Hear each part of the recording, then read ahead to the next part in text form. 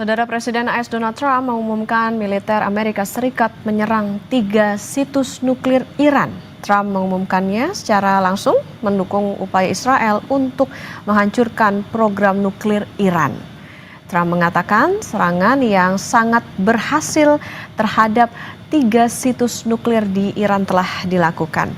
Sebelum mengumumkan langsung, Trump menyatakan serangan Amerika ke Iran dalam postingan di akun media sosial X. Selain menyatakan serangannya terhadap Iran, Trump juga menambahkan pesawat militer yang telah menyerang Iran dalam perjalanan pulang dengan selamat. Trump juga mengucapkan selamat kepada prajurit Amerika yang hebat. Tindakan itu, saudara, dilakukan setelah Israel dan Iran terlibat pertempuran udara selama lebih dari seminggu yang mengakibatkan kematian dan cedera di kedua negara. Israel melancarkan serangan terhadap Iran dengan mengatakan bahwa mereka ingin menghilangkan kemungkinan Teheran mengembangkan senjata nuklir.